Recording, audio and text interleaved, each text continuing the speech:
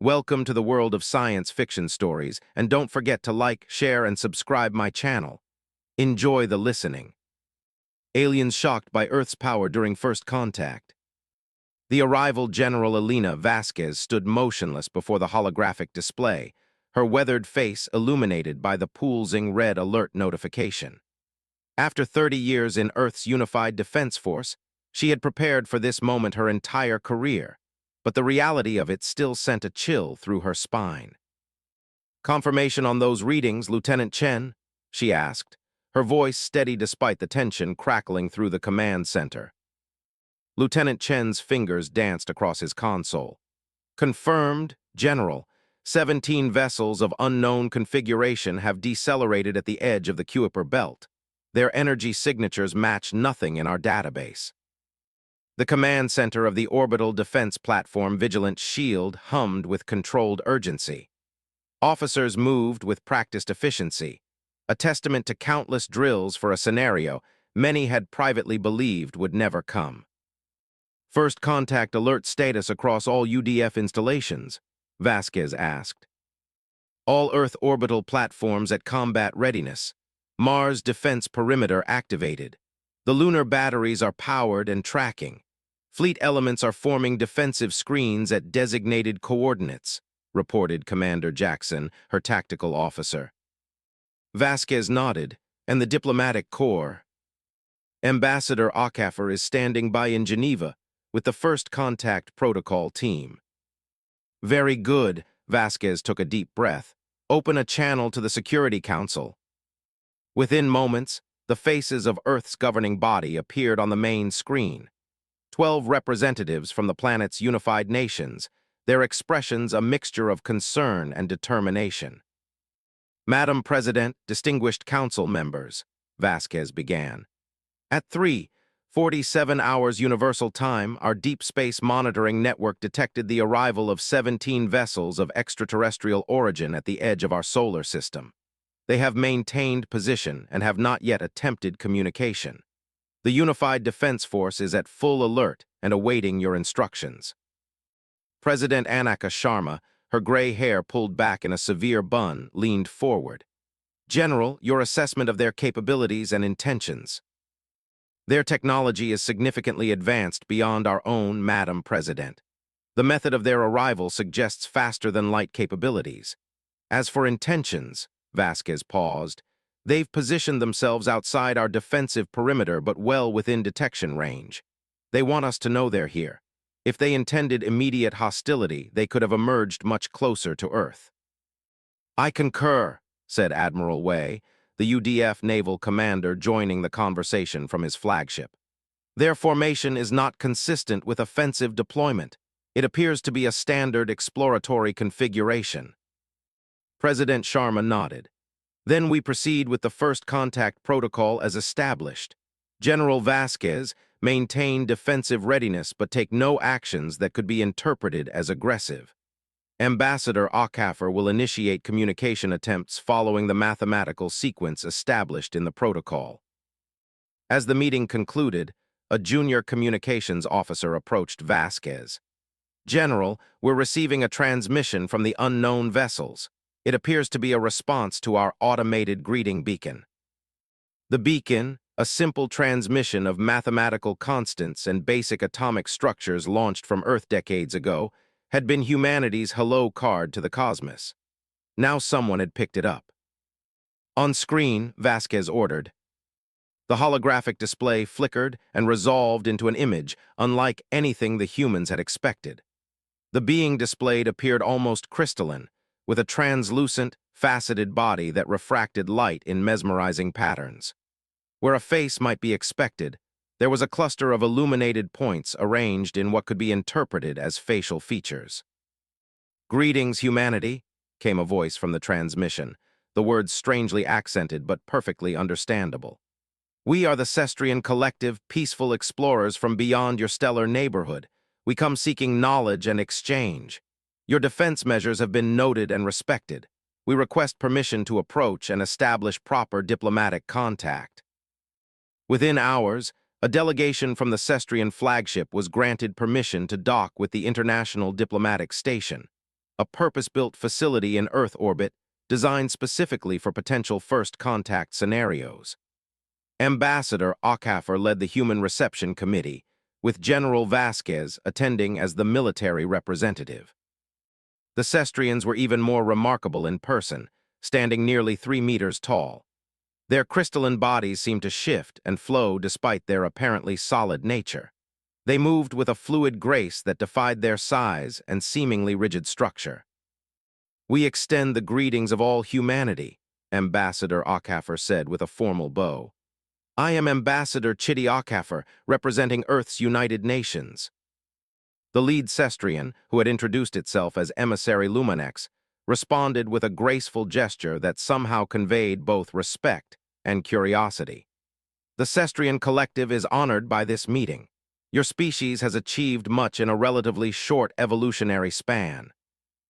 The initial exchange of pleasantries soon gave way to more substantive discussions. The humans learned that the Cestrians had evolved on a world with abundant resources and few natural predators, developing an advanced, peaceful civilization focused on arts, sciences, and exploration. War was a concept they understood only academically. "Your species fascinates us," Luminex explained as Ambassador Okafor guided the delegation through the station's cultural exhibition. "Few technological species emerge from worlds with such challenging conditions. The evolutionary pressures of your planet have shaped you in unique ways." The exhibition showcased humanity's journey from cave paintings to quantum computing, from stone tools to interplanetary colonization. The Cestrians studied everything with intense interest, their bodies glowing with shifting colors that the humans would later learn indicated emotional states. "And this is our technological development timeline," Okafor explained, gesturing to a display showing humanity's scientific advancements through the ages, from the wheel to fusion power. A Cestrian scientist named Cryales approached a section detailing Earth's space program. "Your propulsion systems evolved from weapons technology?" they asked, body dimming slightly. "Yes," Okafor admitted. "Many of our greatest technological leaps came during times of conflict or competition. Our first rockets were indeed weapons, later repurposed for exploration." The Cestrians exchanged what appeared to be troubled glances. Though without conventional faces, the humans could only interpret their shifting colors and subtle movements. "Perhaps," General Vasquez interjected, "our visitors would be interested in seeing our defensive capabilities, not as a threat, but as another aspect of human ingenuity." Ambassador Okafor shot Vasquez a warning look, but the damage was done. The Cestrians' interest was piqued. "We would indeed find this educational," Luminex confirmed, their body now pulsing with rapid color changes that hinted at intense curiosity. 3 days later, a formal tour was arranged aboard the UDF flagship Intrepid, Earth's most advanced warship. Captain Nicolai Rodriguez welcomed the Cestrian delegation to the bridge with military formality. "Welcome aboard the Intrepid," Rodriguez announced proudly. "This vessel represents the pinnacle of human defensive technology, capable of protecting Earth and our colonies from any threat." The Cestrians moved through the massive ship with evident fascination, their crystalline forms reflecting the harsh, utilitarian lighting. They showed particular interest in the hydroponics bay and medical facilities, areas where the Cestrians and humans found common ground. However, when Captain Rodriguez led them to the weapons control center, the atmosphere changed dramatically. "This is our primary firing control," Rodriguez explained, gesturing to the complex array of targeting systems and weapons displays. "From here, we can deploy kinetic strike packages, directed energy weapons, and defensive countermeasures with precision that would have been unimaginable a century ago." He activated a simulation display with casual pride. "Watch this demonstration of our point defense system accuracy." The holographic display showed an incoming swarm of missiles being intercepted by the Intrepid's automated defenses, each threat neutralized with ruthless efficiency, expanding into tiny flowers of simulated destruction. 99.8% effectiveness against saturated attacks," Rodriguez noted with professional satisfaction. And our offensive capabilities are equally impressive. When he turned to gauge the Cestrians' reaction, Rodriguez was startled to find them huddled together, their bodies dimmed to almost black with rapid pulses of deep crimson flashing across their surfaces. "Is something wrong?" he asked, genuinely confused. Luminex seemed to compose themselves with visible effort. "Captain Rodriguez, you must understand, the concept of developing technology specifically designed to destroy is deeply disturbing to us. In our evolutionary history, we never faced significant predation or resource competition. Our technology developed from curiosity and need, never from conflict."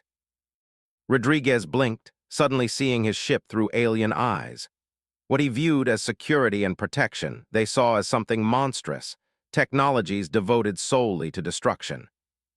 "I apologize if the demonstration was upsetting," he said carefully. "These systems represent our commitment to defense, not aggression. Throughout our history, we've had to protect ourselves, first from other humans, and now potentially from threats beyond our world.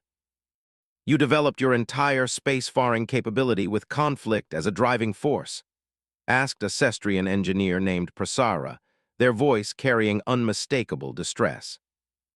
"Not entirely," Ambassador Ockhaffer interjected, having joined the tour after noticing the diplomatic situation deteriorating.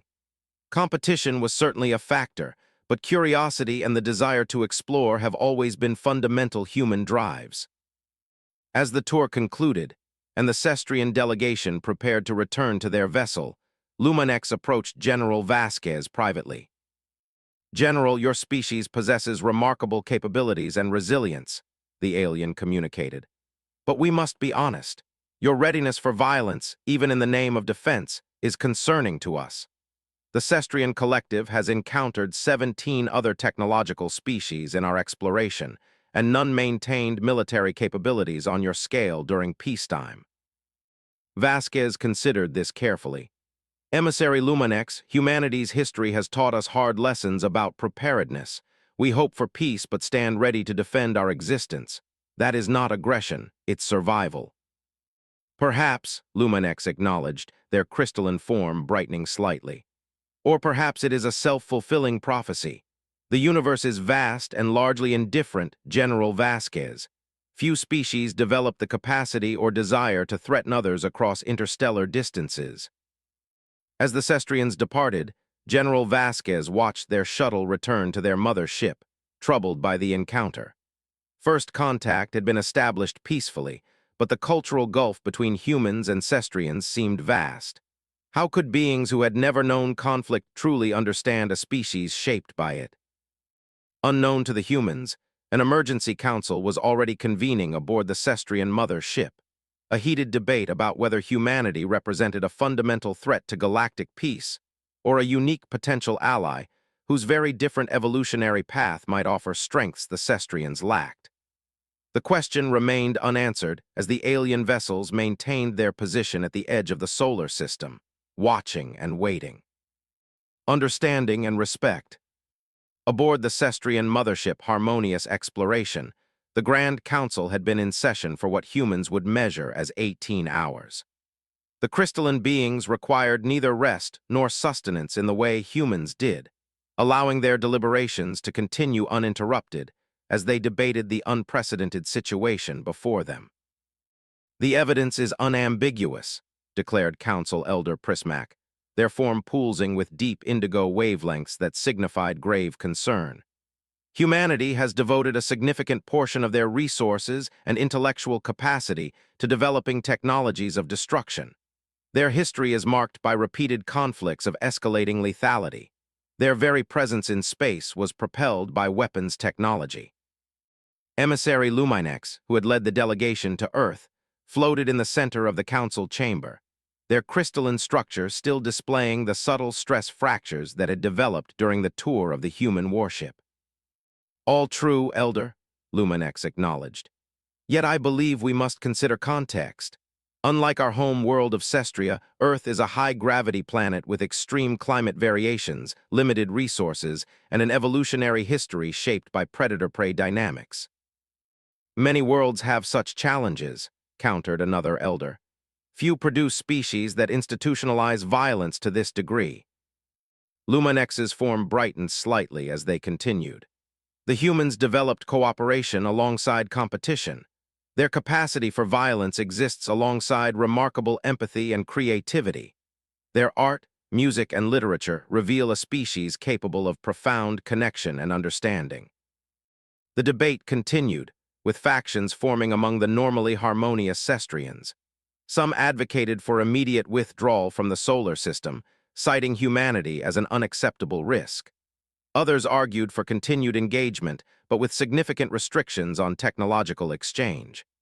A small minority, led by Luminex, pushed for deeper understanding and potential alliance. We have encountered 17 other technological species in our centuries of exploration, reminded Elder Harmonics. None present the combination of advanced weaponry and aggressive evolutionary traits that humans display, nor has any species shown such rapid technological advancement and adaptability. Luminex countered, these very traits that concern us could make them invaluable allies in a galaxy that may not be as universally peaceful as we have been fortunate to experience. As the Cestrian Council debated, events on the diplomatic station took an unexpected turn. Ambassador Okafor paced the length of the station's crisis management center, anxiety evident in every movement. The diplomatic staff worked frantically at their stations, while General Vasquez stood rigid by the main tactical display. "Replay the transmission," Okafor ordered. The holographic display activated, showing the crystalline form of emissary Luminex, their usually shimmering surface now pulsing with urgent red and orange patterns. "Ambassador Okafor, we face an emergency situation," Luminex's recorded message stated. "One of our scientific scout vessels suffered a critical system failure while studying your outer planetary bodies. It is currently in a decaying orbit around your gas giant Saturn with 3 crew members aboard. Our main fleet elements cannot reach them in time. We formally request human assistance in this rescue operation." Okafor turned to Vasquez. "General options."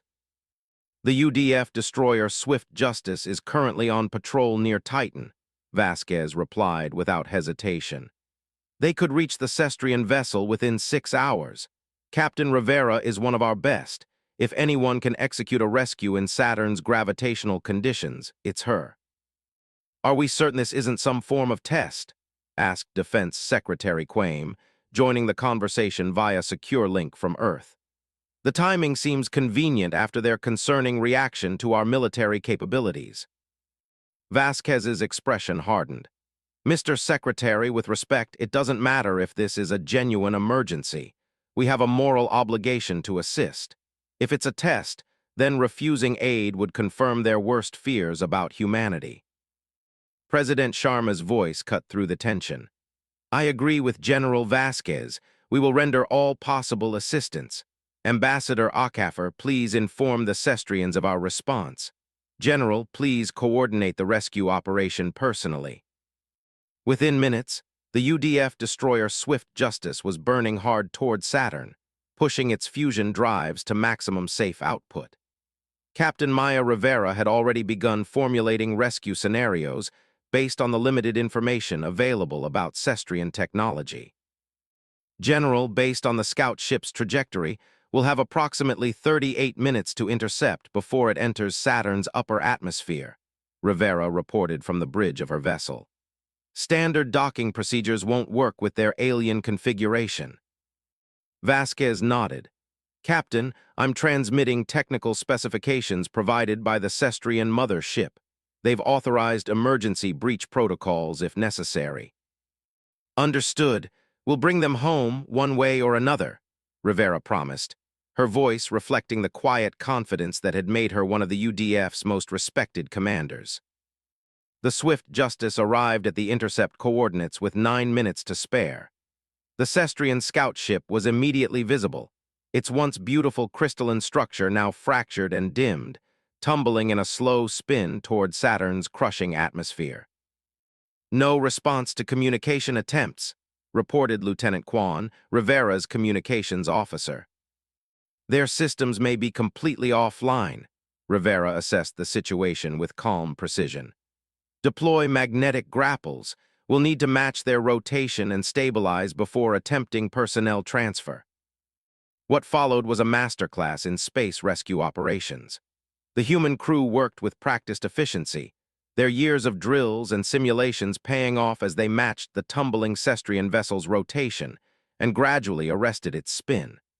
Specialized teams in environmental suits prepared for the dangerous task of cutting through the alien vessel's hull, an operation never before attempted.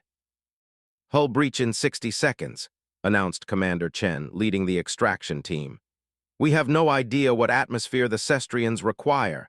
All personnel maintain sealed environments." The cutting beam sliced through the crystalline material of the scout ship with careful precision. As the section detached, 3 Cestrian forms became visible inside, their once brilliant structures now dimmed to near blackness. "Life signs are present but weak," reported Dr. Rocco, the ship's medical officer, scanning the aliens with modified equipment. "We need to get them aboard immediately." The extraction proceeded with military efficiency. Each Cestrian was carefully secured and transferred to the Swift Justice, where a specialized containment area had been prepared based on environmental data provided by the mother ship. "Cestrians secure, Captain," Chen reported. "All 3 recovered alive." Rivera allowed herself a small smile. "Well done, Commander. General Vasquez, please inform the Cestrian mother ship that we have successfully rescued their crew and are preparing to rendezvous at the designated coordinates." Aboard the diplomatic station, the mood had transformed from tense anxiety to cautious relief. Ambassador Okafor watched as General Vasquez delivered the good news to Luminex and the Cestrian delegation. "All 3 crew members have been recovered alive," Vasquez reported. "Captain Rivera reports their condition is stable, though your medical experts will need to make a full assessment upon transfer." For the first time since the humans had met the crystalline aliens, they witnessed what could only be described as an emotional display of joy. The Cestrians' forms brightened to near incandescent levels, with waves of golden light pulsing through their structures. "General Vasquez," Luminex said, their mental voice carrying unmistakable warmth, "your people have accomplished what we believed impossible. The precision and speed of your rescue operation, it was remarkable." "Captain Rivera and her crew are among our finest," Vasquez replied simply. "But any of our vessels would have responded exactly the same way." "That is precisely what we are beginning to understand," Luminex acknowledged. "The same capacity for military precision that we found disturbing serves equally well in saving lives." 2 days later, after the rescued Cestrians had been returned to their people and properly recovered, a formal ceremony was held aboard the diplomatic station. The full Cestrian delegation attended, along with Earth's highest-ranking officials. President Sharma addressed the gathering with measured dignity. "Today we celebrate not only a successful rescue operation, but a deeper understanding between our peoples. When the Cestrian vessel was in danger, humanity responded without hesitation, using our full capabilities to preserve life." Luminex moved forward, their crystalline form now restored to its full luminescence. "The Grand Council of the Cestrian Collective has reached a unanimous decision regarding humanity. We came to your system as explorers, with some trepidation about what we might find. What we discovered was a species unlike any we have encountered, shaped by struggle, capable of both destruction and remarkable compassion." The assembly held its collective breath as Luminex continued. "Where we initially saw only the capacity for violence, we now recognize resilience. Where we saw weapons, we now see tools that can protect as well as destroy. The very traits that evolved from your challenging world make you unique among the space-faring species we have encountered."